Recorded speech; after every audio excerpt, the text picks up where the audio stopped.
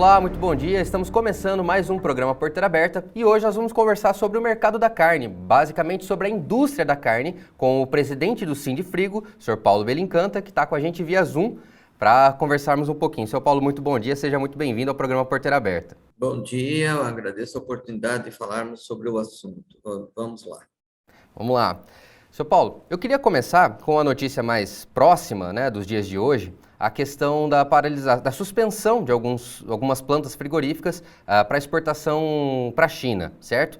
Eu só queria entender como que a gente está, se nós conseguimos recuperar essas plantas, já estamos regularizados, em que pé que está essa negociação? Olha, essas paralisações que houveram são paralisações normais entre aspas, já previstas em um protocolo internacional que o Brasil tem com a China, e aos poucos já retornaram a uma suspensão automática e um retorno automático. Então, você, tendo identificado algum traço de Covid nas suas embalagens, você fica 7 dias impedido de desembarcar os seus produtos na China. Mas, gradativamente, retornamos, acredito, numa normalidade atual. Perfeito. Bom, passando para outro assunto, a gente está num período de transição de águas para secas, né? A gente também percebe que o aumento do custo do grão, do custo de produção como um todo, tem desestimulado um pouco os pecuaristas a produzirem gado confinado. Eu queria entender como que isso atrapalha na escala de abate, se o senhor já tem alguns dados da expectativa de confinamento, se não vai atrapalhar tanto, qual é a perspectiva que a gente tem para esse período seco aí que a gente está entrando? Olha, eu sou uma pessoa muito otimista. Eu acredito numa gradual retorno de normalidade comercial. Sim, houveram aumentos, mas esses aumentos nós tivemos o ano passado já. As oscilações ocorrem de um modo muito abrupto, muito brusco, então nos espantam. É preciso que as águas assentem, que a gente pense, que as contas sejam refeitas. O fato é que subimos um pouco acima daquilo que podíamos com o nosso produto. A carne, ela ficou um pouco defasada, mas não é um defasado, um preço um pouco acima. Hoje há um reajuste desses preços, o mercado internacional tem sofrido alguns abalos e tem provocado inseguranças. Você tem uma desvalorização internacional de moedas. Por exemplo, o nosso maior comprador, que é a China, está tendo uma desvalorização da sua moeda perante o dólar. O produto passa a custar mais caro, mesmo sem ter aumentado em dólar o preço. Houve também, nesse maior consumidor nosso, um problema de epidemia da Covid com muita força, né? Muitas cidades paralisadas, portos paralisados. Isso provoca uma cadeia dominó de preços sendo jogados para baixo, ou por falta de consumo, ou por especulação, nós sofremos isso. Adiciona-se uma questão de desvalorização de moeda, e isso provocou, sem dúvida nenhuma, no último mês, um turbilhão de problemas aí para o setor. Quando eu falo para o setor, falo para a indústria e, consequentemente, para quem cria o boi. Então, há uma certa insegurança, mas eu sou muito otimista. Eu acredito que logo as águas se estabilizem, a gente encontre novamente os números e a gente vai produzir de igual ao ano passado, com certeza. Maravilha. Bom, ainda seguindo em troca, em transições, a gente também passa por uma transição no ciclo pecuário, certo? Eu queria entender como isso afeta a indústria frigorífica. Olha, a indústria está no contexto e, de um certo modo, esperando esses contextos. Você teve o abate abusivo de fêmeas em 2019, 20. Você teve a retenção em 21, meados de 19, 21. Você tem uma certa oferta maior nesse momento do bezerro, do boi magro. Há um equilíbrio mais na área do, agro, da, do pecuarista, do campo, onde você tinha uma vaca mais valorizada e um bezerro mais valorizado, e nesse momento menos valorizado. Então, há um certo equilíbrio. Claro, há um reflexo na oferta maior e menor, porém, aí se exige as adaptações. Nós temos que dar a mão à palmatória há 1 ano e meio, 2 anos, o brasileiro tem sofrido para comprar carne. A carne tem sido um item de peso muito significativo.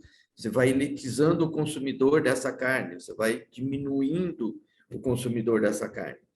Essa baixa de preço estimula o consumo, permite mais pessoas consumirem, e você entra naquele ciclo que novamente se estabiliza um pouco em preços um pouco superiores. Eu penso nesse negócio como se fosse um balde de água balangando. Ele sobe acima de onde vai ficar e desce abaixo de onde vai ficar. Eu acredito numa estabilidade um pouco acima do que a gente tem hoje. Perfeito. E o senhor colocaria alguma data, o ano que vem, já para essa estabilidade, ou ainda é muito cedo para falar alguma coisa? Os fatores que determinam, assim, com muita força, oscilações, eles estão ligados às exportações, consequentemente ao dólar. Então, é impossível qualquer previsão de longo prazo. Claro, você tem outros fatores que oferta, você tem fatores internos que você fica fazendo previsões, mas com um peso que a gente tem hoje das exportações, dólar, o mercado para onde você vende, são fatores que pesam muito, muito, muito. E venhamos, temos um ano político de eleições, em que, quer queiramos, quer não, também traz algumas interrogações aí para as previsões. Maravilha, perfeito. Bom, seu Paulo, mais uma vez eu peço licença ao senhor, porque agora nós vamos chamar o quadro de inovação e tecnologia daqui do Porteira Aberta, que é o InovaPec, para a gente conhecer mais um pouco da tecnologia no campo.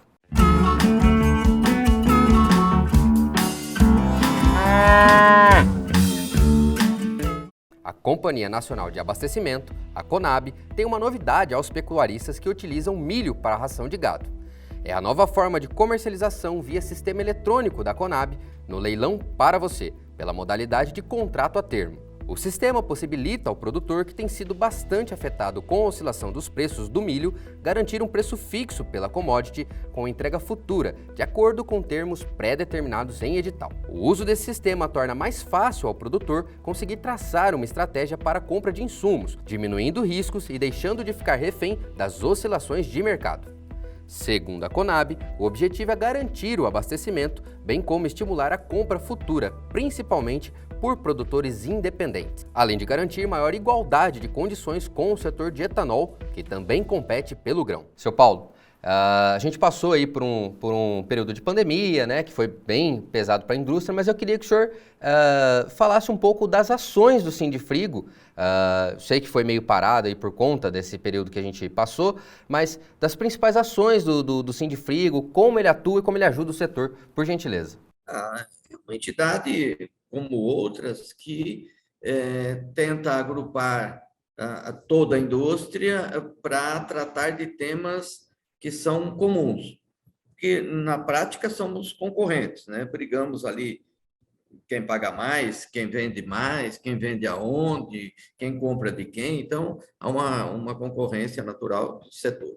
Porém, as questões que nos remetem a uma unidade, questões com o Ministério da Agricultura, nós temos que lutar pelas habilitações de plantas, isso é uma questão de valorização setorial. Nós temos as questões com o governo de Estado, quando se trata em tributos, e isso a gente tem pautado, a gente tem tomado bastante tempo da entidade, porque hoje a tributação tem um peso monstro dentro do custo das empresas, né? Nós tivemos um período aí que só um tributo é maior do que a folha de pagamentos. Então, realmente é uma coisa que nos toma bastante tempo. Graças a Deus, temos encontrado respaldo por parte do governo estadual. Não estou aqui reclamando, pelo amor de Deus, porque senão pode parecer isso, mas você me pediu aonde que a gente atua. Nós temos uma atuação com a questão do meio ambiente, com o Ministério Público Federal, onde apoiamos as suas atitudes e suas reivindicações com relação à demonstração da origem da nossa matéria-prima, né? Enfim, são temas globais, são temas de interesse comum, em que a gente partilha, divide, tenta puxar e liderar o trabalho, entendeu? Bacana. O senhor comentou sobre essa questão, essa negociação com o governo. A gente está passando por um período complicado, e é para todo mundo, não só para a indústria, né? Mas, como o senhor mesmo colocou, o imposto sobre o produto e sobre a produção pesa bastante, é bem carregado. E há até uma especulação, eu ouvi algumas pessoas falando, na possibilidade de redução, de um acordo com o governo para reduzir essa carga tributária para que facilite, para que viabilize também a produção e que esse produto chegue na gôndola com um valor acessível ao consumidor. Eu queria saber do senhor se há essa negociação, se teve um avanço ou se isso é só especulação. Não, nós conseguimos já o ano passado, e nesse momento a gente está nas negociações para que seja prorrogado esse benefício que o Estado já nos concedeu. Isso aí a gente já tem como certo. Há ainda a necessidade de uma determinada reunião, de uma formalização, de uma publicação, mas a gente já tem isso como certo. E você veja bem como que é o trabalho de uma entidade. É uma reivindicação mais para os pequenos e médios, para aqueles que não exportam, porque você cria uma desigualdade e o nosso interesse enquanto entidade é pelo todo. Não tenho nenhuma bandeira principal a ser defendida. Mesmo que depois você crie lá rastro na concorrência, nos interessa o bem comum.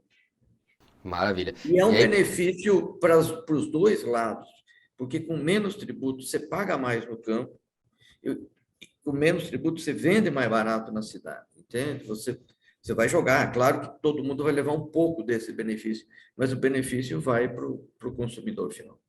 perfeito. No caso, é importante ressaltar isso porque os frigoríficos que são habilitados à exportação, na verdade, eles ainda estão conseguindo um resultado melhor por conta da alta do dólar. E realmente, quem sofre mais com isso são os pequenos produtores que vendem a sua carne aqui para o mercado interno. Que também teve problemas por conta da pandemia, né, da baixa monetária das famílias. E lembrando que o principal cliente da carne brasileira, e o senhor me corrija se eu estiver errado nos números aí, mas 75% da carne fica no Brasil. Então é importante a gente fomentar essa parte. Outra coisa que o senhor comentou que eu achei interessante, eu queria que o senhor falasse mais, sobre a questão ambiental. O Brasil tem a produção de carne mais sustentável do mundo. Somos exemplo quanto a isso. Só que a gente percebe uma dificuldade do setor em comunicar isso para a população, tanto o mercado interno quanto externo. Eu acredito até que o mercado externo a gente consiga até um pouco melhor falar da nossa carne.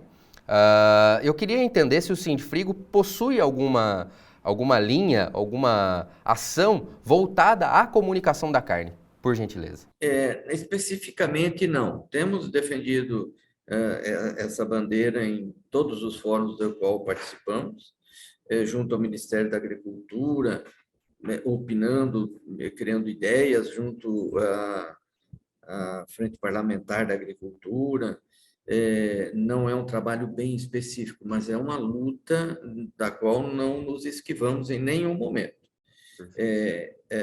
Entra aí uma outra briga sobre a rastreabilidade brasileira, da qual defendemos muito, que é demonstrar e abrir todas as portas da nossa produção, do setor produtivo, para tirar essas dúvidas. A verdade é que a dúvida não surgiu em cima do nosso setor. A dúvida foi criada por ONGs e por mecanismos internacionais financiados para denegrir o nosso país. E sofrem junto o trigo, o soja, o milho, os grãos, sofremos nós da pecuária, e de repente nos pegaram por bode expiatório em uns congressos internacionais, elegeram o boi como o vilão da história, e assim vão nos empurrando. Mas, sem dúvida nenhuma, nós temos que lutar, brigar e demonstrar tudo que nós fazemos de positivo, né? Tudo que temos de bom. E não tem dúvida, nós vamos conviver com alguns, entre aspas, ou sem aspas, bandidos e pessoas que insistem em fazer a coisa mal feita, mas para eles defendemos também o rigor da lei. Bom, seu Paulo, eu vou pedir licença para o senhor, porque agora a gente vai ficar por dentro das principais notícias da semana com o quadro Pecuária News.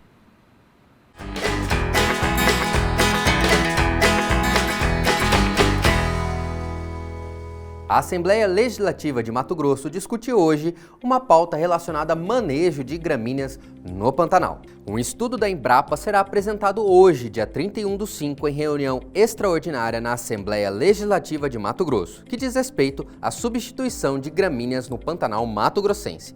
A medida visa primeiramente a limpeza dos pastos pantaneiros de plantas invasoras, posterior a isso, o manejo dessa pastagem. Tudo isso para diminuir a biomassa presente nos campos, principalmente durante o período seco, sendo esse o período mais crítico para as queimadas. Com esse manejo, será possível evitar cenário de destruição pelo fogo, visto em outros anos, que consumiram 30% da vegetação pantaneira em 6 anos. Além de auxiliar na prevenção das queimadas, o manejo também ajudará a melhorar a condição das pastagens nativas. O próximo passo é a autorização para que seja possível a substituição de certas gramíneas por plantas mais produtivas e que facilitem o manejo em certas regiões.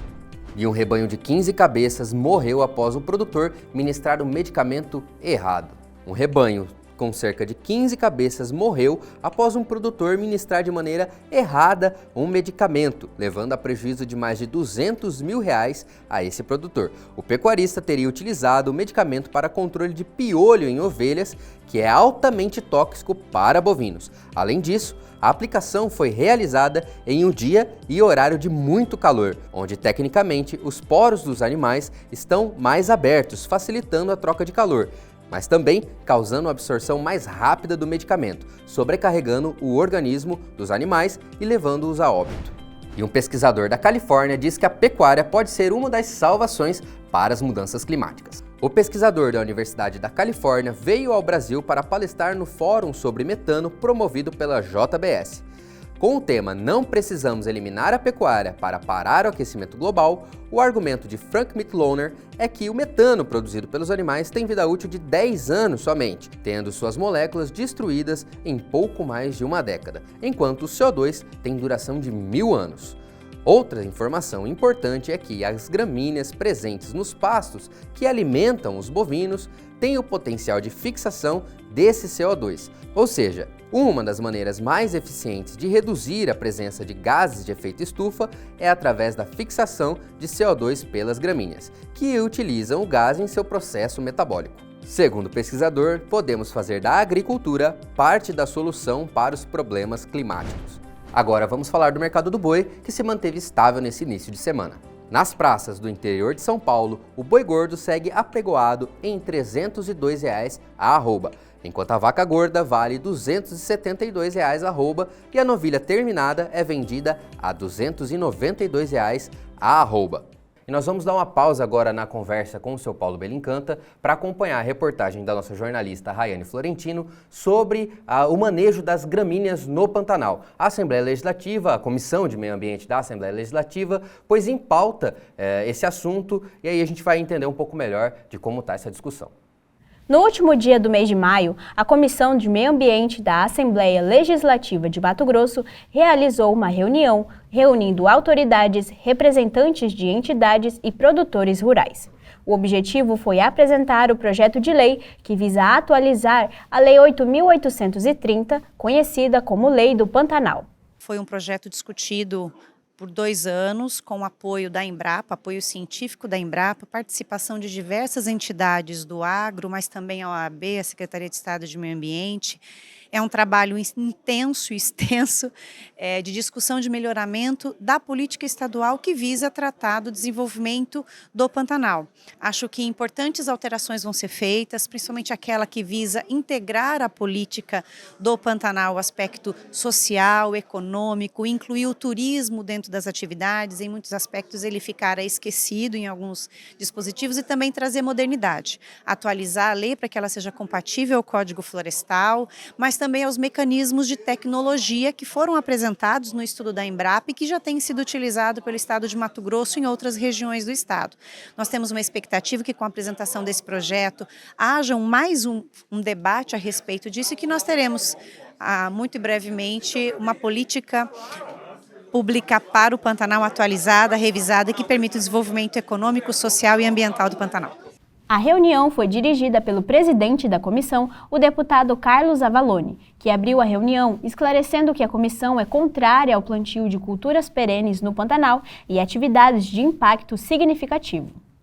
Então, para começar, nós queremos deixar claro que nós somos contrários ao plantio de culturas perenes em larga escala na planície alagada do Pantanal, como, por exemplo, soja e cana-de-açúcar.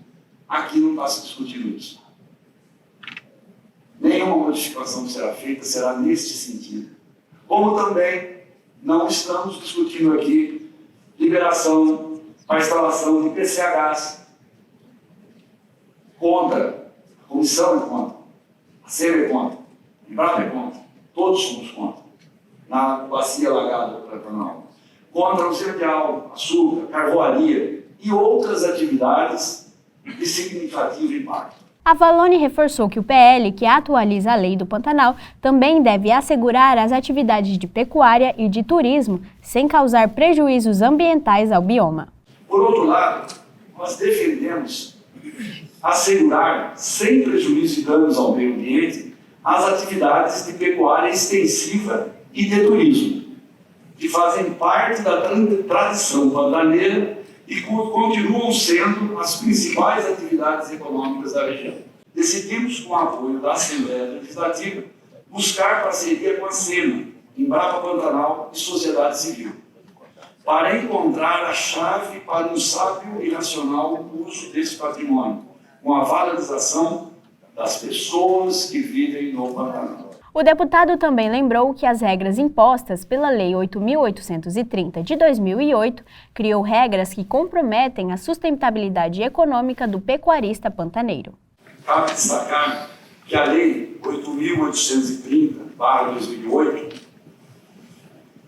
criou regras, mas, como não foi regulamentada, não assegurou à população pantaneira condições de explorar os recursos naturais, comprometendo a sua sustentabilidade econômica e motivando o abandono da atividade por parte dos pantaneiros.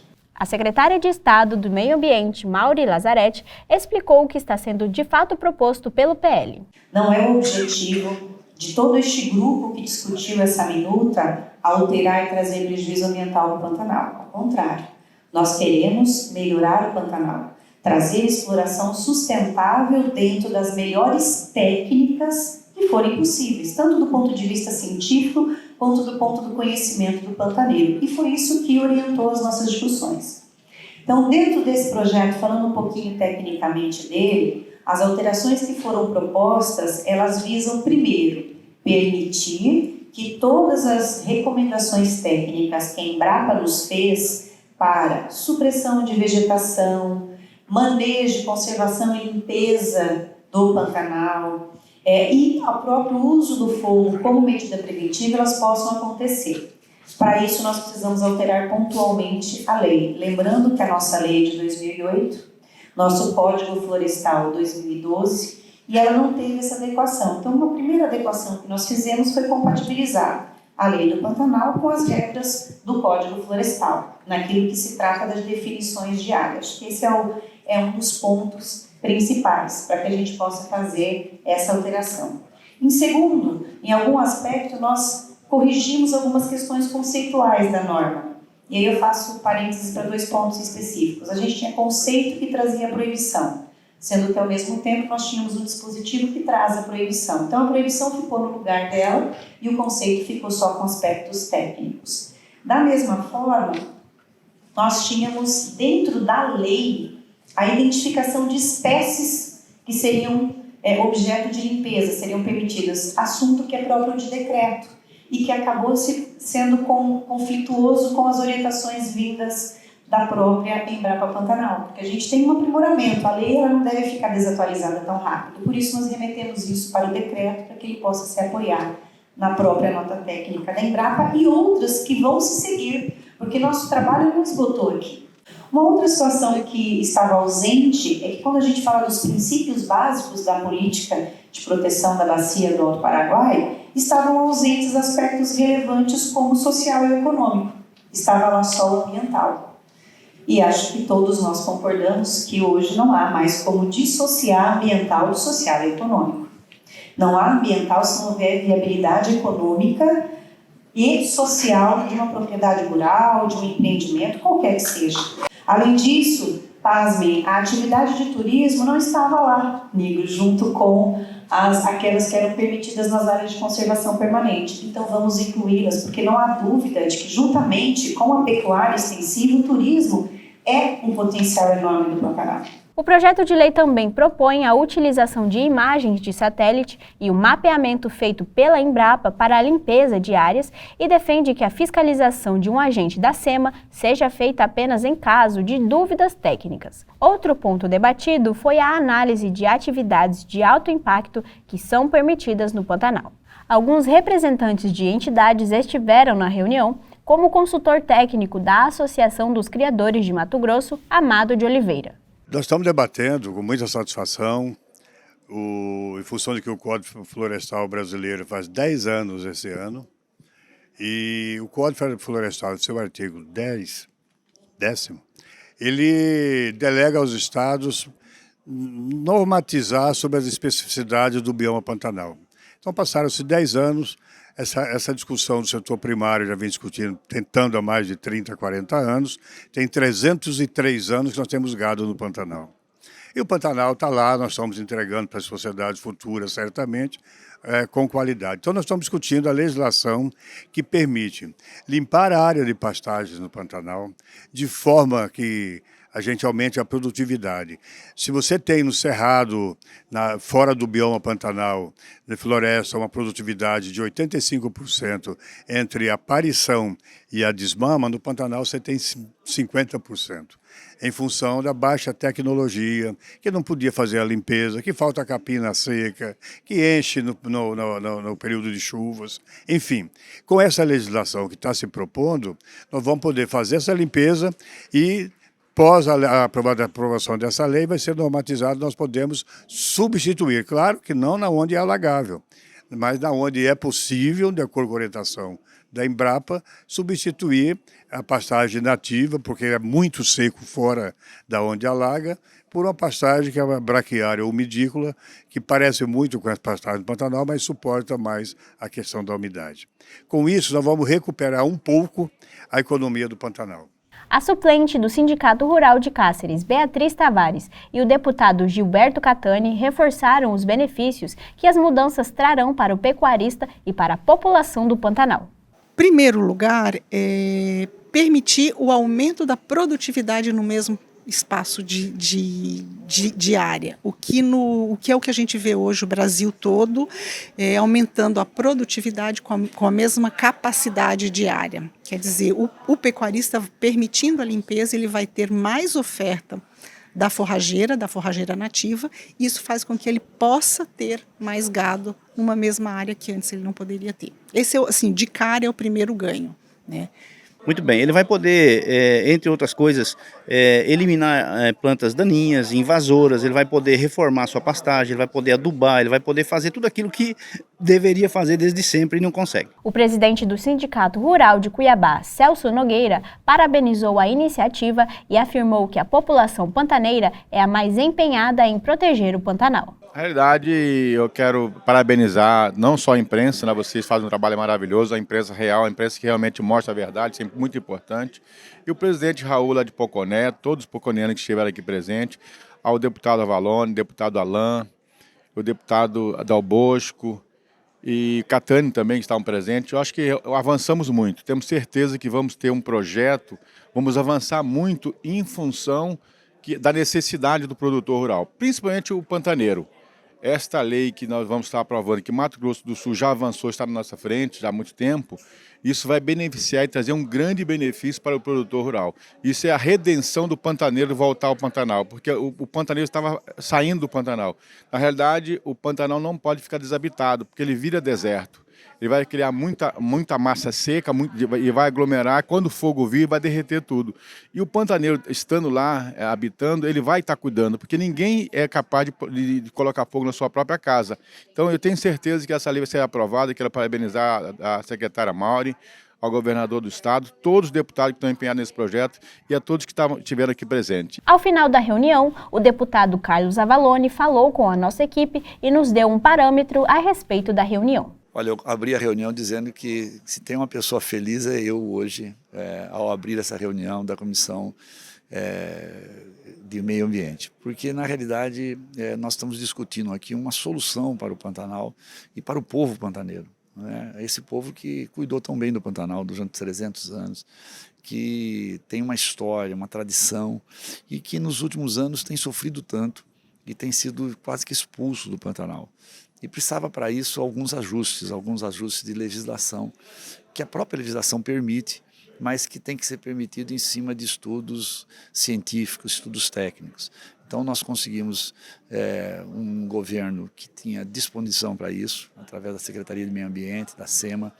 Nós conseguimos uma Embrapa Pantanal que teve o empenho de fazer todo esse estudo para nós, e a Assembleia Legislativa que fez a contratação e fez a articulação disso através da Comissão de Meio Ambiente, onde colocamos recursos financeiros junto com a SEMA para que a gente contratasse a Embrapa e ela em 2 anos, apesar da pandemia e até com a pandemia, pudesse fazer as visitas, trazer os subsídios técnicos para que a gente possa fazer ajustes na lei, que é a lei da Bacia do Alto Paraguai, para que a gente possa permitir que não só uma visão ambiental ocorra, mas uma visão ambiental, social e econômica, que, portanto, uma visão sustentável. E é isso que nós fizemos. Nós estamos dando condições com essas mudanças que as coisas tradicionais do Pantanal, que é a pecuária e que é o turismo, sejam valorizadas e sejam permitidas com respeito ao meio ambiente.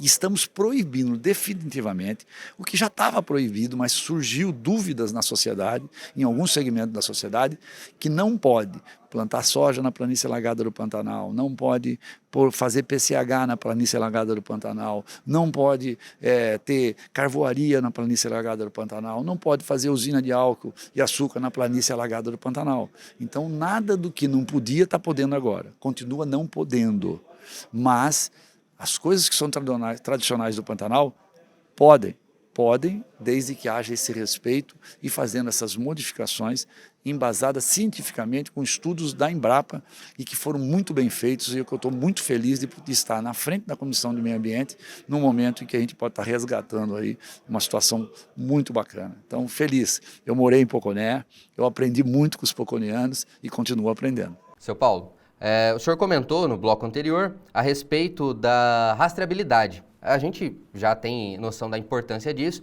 mas queríamos entender em que pé que a gente está nessa adequação da rastreabilidade, como isso beneficia o setor como um todo, não só a indústria frigorífica, não só o pecuarista, e se isso tem sido discutido, se o senhor tem notado avanços das partes. Por gentileza. Olha, eu pessoalmente gostaria que os avanços fossem maiores.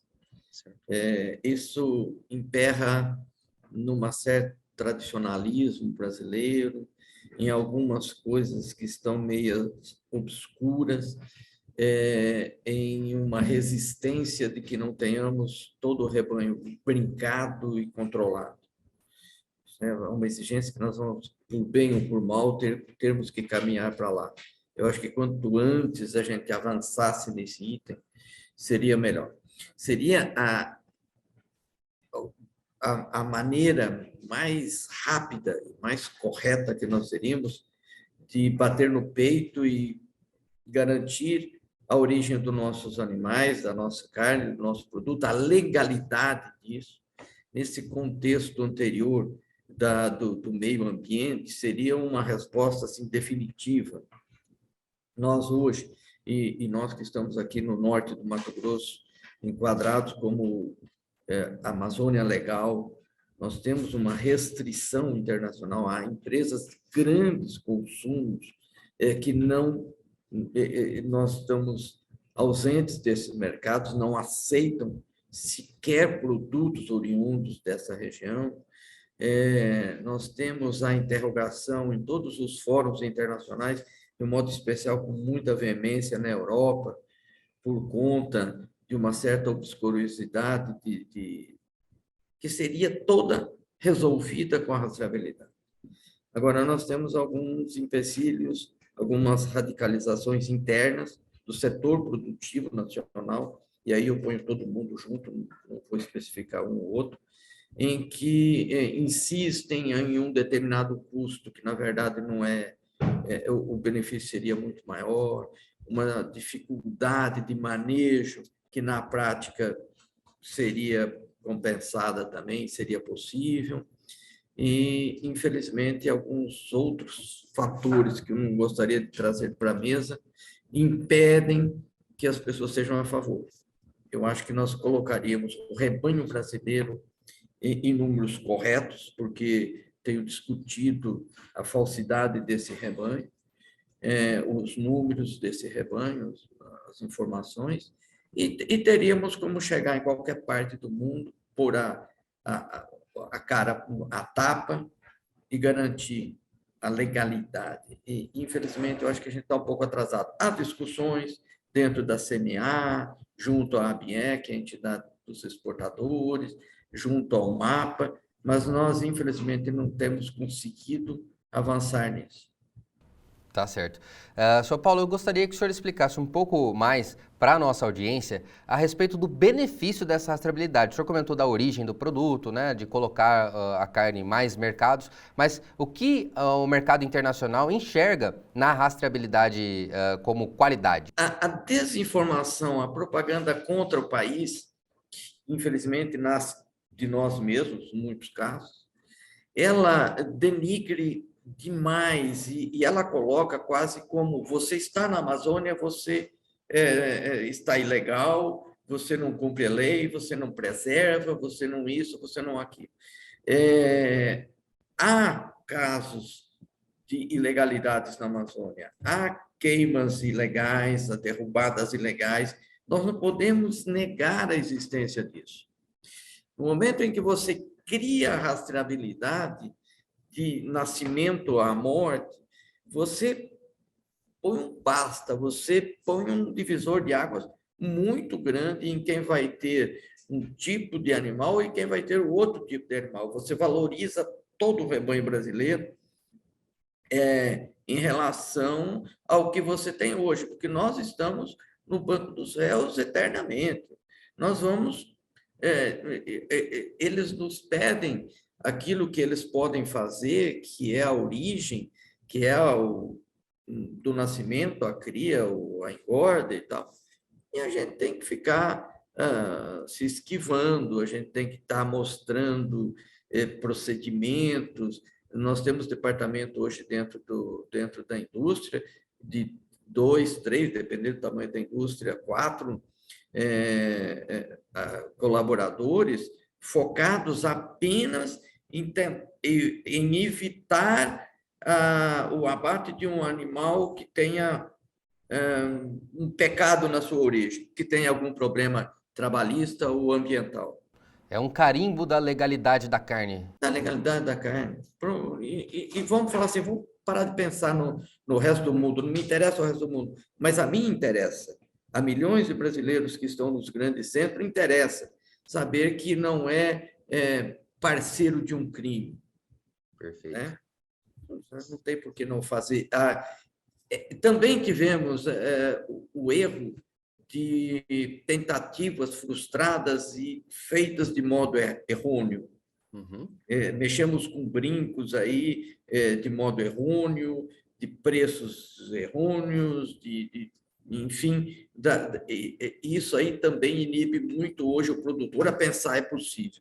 Mas nós temos propriedades dentro do estado com brincos eletrônicos que funcionam como um país de primeiro mundo. Não que nós não sejamos do primeiro mundo também, mas que produzem assim maravilhosamente bem. Bom, eu já quero agradecer o senhor, tá certo, pela participação, nosso tempo está se esgotando. Agradecer o tempo que o senhor dispôs a conversar conosco, explicar, né, explanar um pouco sobre esses assuntos que é importante para o mercado, até para a gente aproximar mais a cadeia. Bom, meu muito obrigado pela participação do senhor. Eu queria que o senhor deixasse também as considerações finais, por gentileza. Minhas são de otimismo. Eu acredito que a gente retome um pouco preços internacionais, consequentemente preços de arroba aqui interna, e que a gente tenha um bom ano e que a gente faça dever de casa bem feito. E aos seus telespectadores, a expectativa de que nós tenhamos uma carne mais acessível também. Maravilha. Mais uma vez, muito obrigado, seu Paulo. Esperamos o senhor mais vezes aqui no programa, tá certo? Um abraço. O programa Porteira Aberta vai ficando por aqui. E se você quiser rever essa entrevista ou qualquer outro programa, é só acessar nossa plataforma de streaming agroplus.tv. E eu aguardo você no próximo sábado, às 11h30 da manhã. Até lá!